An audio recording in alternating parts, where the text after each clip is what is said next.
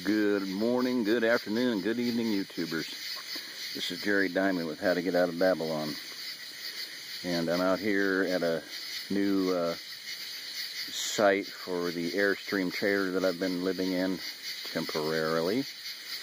And got a couple of tiki torches there with citronella oil in it burning. Supposed to keep the bugs away. Maybe it does, I don't know. Anyway, probably ring this place around with them. I've got a pretty good sized fire going there. Trying to burn off everything around here. I don't have a bright light, so I'm not going to do a lot of, I had that burning last time, one time anyway. Tractor wheels make great rings for fires. And the reason being they're mobile. You can have a nice fire and move it to another place, put it up on rocks there. I've got it propped up under, you can see a couple rocks there, partly to level it and partly to give airflow underneath it. Don't have the fire going in that right now. Tonight was scorched earth policy. Not going to be able to see much, but I'll just kind of walk around here. One of the loves of my life, when I met this thing, I was like, I fell in love today. It's a weed burning torch. I got another pile burning here, just kind of smoldering. It flares up every once in a while. And the tractor needs to go away. There's a old international tractor there. It's going to go away, get dragged out of here. Theoretically Sunday. So that's the plan. Had a sudden call today. Man building the cabin. Bill said he's going to put in a septic tank. Huge bummer. You have to deal with septic. Best way to do it is read Sol Viva, the book about a greenhouse that Anna Edie built outside of Boston, Massachusetts, and her method of disposing of solid waste is the most ingenious thing I've ever seen in my life. Just read the book. Basically, she used manure worms, a flushing toilet, into a 2-foot by 3-foot by 2-foot box. And she's meant to be like an engineer, because after she kept track of like 96 cases of toilet paper, 2 bottles of Drano, just to see what that would do, and X number of thousand flushes, hundreds of flushes, whatever. She never had to divert the, originally it was 4-foot by 2-foot by 3-foot, but she had a diverter in the middle, so she could divert it to one side or the other, had a chamber, 2 chambers. Never had to change it to a second chamber, but anyway. Oh well, that's his life. So update on my saga. July 4th, I woke up very early, 3 or 4, probably 3:33 a.m. And just praying and crying and just seeking the Lord. And what came of it was the realization that this is not what I'm about. I mean, barely staying alive.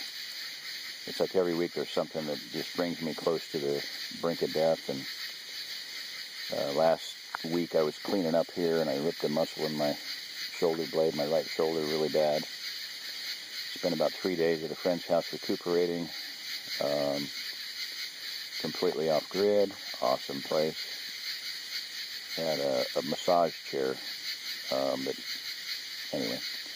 So anyway, I worked myself over there and feel better. I can still feel the pain, but it's a lot better. I used, basically I used a chair to do trigger point myotherapy. Trigger point myotherapy. Trigger point muscle therapy is an awesome healing system. Look it up. So anyway, woke up and this isn't what I'm about. I need to get to the center of the OzArk Plateau and set up a headquarters. Now, I've had the idea for a long time of having a headquarters in each of the quadrants, but that presupposes a headquarters in the middle of the OzArk Plateau to run the whole thing. So that was my message. And then a little bit later on that day, and I texted a sister about it, the idea. I made a statement, I wrote it down, the statement that I need to get to the center of the OzArk Plateau and set up a headquarters, a brain, a nerve center. And then later that day, a young man, Eliyahu, texted me and said, I have a job to do, I need to get to the center of the Ozarks, he said middle of the Ozarks, I said center of the Ozark Plateau. So that's definitely confirmatory. He's of the same message and the same idea that he's been looking around for many years to figure out where to build Goshen. He calls it Goshen, land of Goshen. And he went all over the country. I mean, California, Texas, Oklahoma, Arkansas,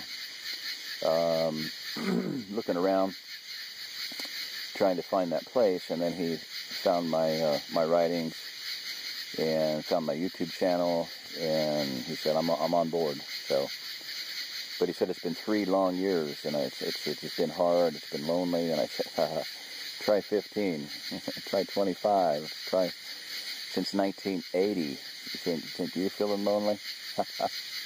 Oh, yeah, I'll tell you what lonely is, and, continuing to just press on, do what I feel I've been given to do, the work I've been given to do.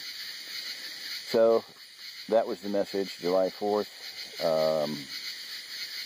Wanted to do something memorable that day, so I came up here and worked on this area. But, yeah, message is get to the center, set up headquarters. We're going to leave. I'm planning on leaving probably tomorrow to go to Branson to meet with him for the first time, and Sister Carrie for the first time. Oh my word, that's going to be awesome. And go to a monthly Shabbat meeting in Branson, and then look at properties on Sunday. So anyway,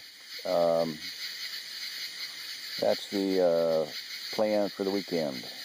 Now, theoretically, the trailer needs to be moved. So tomorrow, I need to get to bed here pretty quick because it's pretty late. I don't even know what time it is. Tomorrow, I'm going to put flags or rocks or something where I want the trailer positioned, and I don't need to be here for that. And if anybody doesn't like that, then they can wait, or just go ahead and position it, whatever. I'm not gonna worry about it. I've been for the 3 or 4 days I was missing. I just disappeared on everybody. Nobody called, nobody texted. Basically, really told me that nobody cares. So much anyway. Alrighty, well, I'm gonna stop rambling here. I'm gonna close this one down and come up with another topic, and there's so many of them. It's got so many things to say, so we need to get this rolling. This is Jerry Diamond with How to Get Out of Babylon. If you're listening to this, you are the remnant.